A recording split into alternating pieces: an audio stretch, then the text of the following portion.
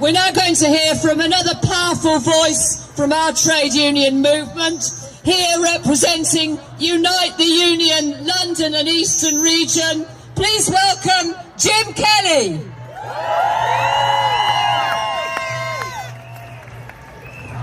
Comrades, brothers, sisters, the Israeli government's response to the atrocities of October the 7th is clearly a collective punishment of a defenceless civilian population and a brutal, inhumane attempt to ethnically cleanse Gaza of its 2 million Palestinian population.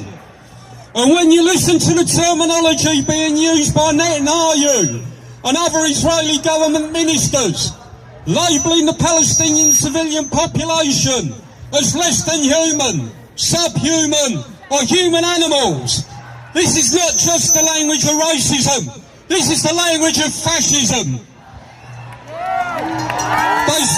They say Vietnam was the first televised war. They say Chile in 1973 was the first televised coup. Tragically, what we're seeing in Gaza and around Rafah could be the first televised genocide. And no one can say that they do not know what's going on. Our movement cannot stand silent on this.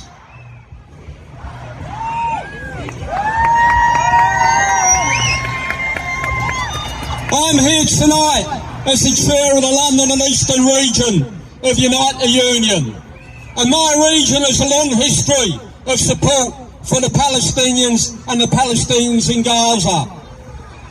And I'd especially like to highlight two of our branches in this region who've been especially active in mobilising since October in solidarity with Gaza and solidarity with Palestine. They're our Doctors in Unite branches and our activists in the St Mungo's housing branch. All have been active in London. All have been speaking in support of solidarity.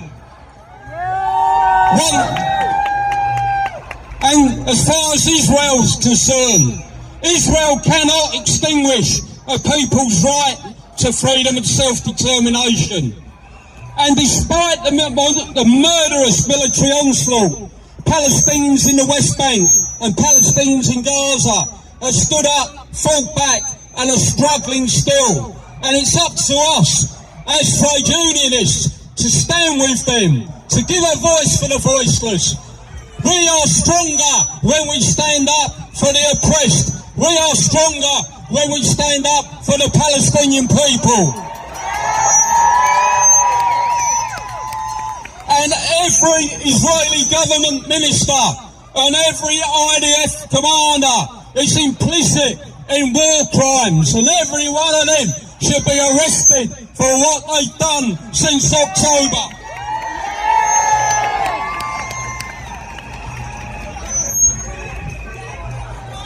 Unite and its predecessor unions have a proud record of international solidarity, from fighting fascism in Spain in the 1930s to 3,000 Rolls-Royce members refusing to refit Pinochet's jets in 1974, to Ron solidarity in fighting against another apartheid regime in South Africa.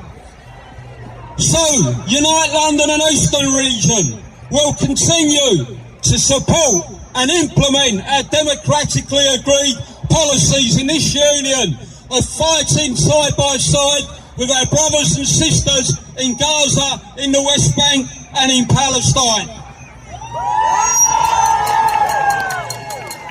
Finally, colleagues, it's time for all our unions and socialists to break the silence.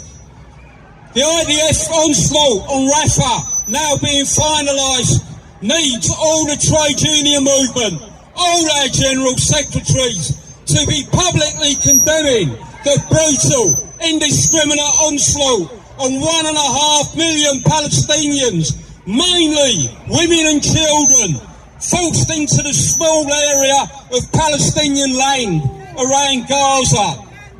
Our solidarity is crucial. We cannot and we will not stand silent. Solidarity with Palestine, solidarity with Rafah, solidarity with Gaza. Thanks, Jim, and thanks to Unite London and Eastern Region for all their support. Friends, you probably can't see how far this crowd extends. It's all the way back, miles down there, it's all the way across the road and stretching all the way back to Parliament Square. There are many, many thousands of people here this evening at just a few hours short notice. And that is how the people of Britain feel about this issue. We are with the people of Palestine, we are with Gaza, and tonight we are with Rafah.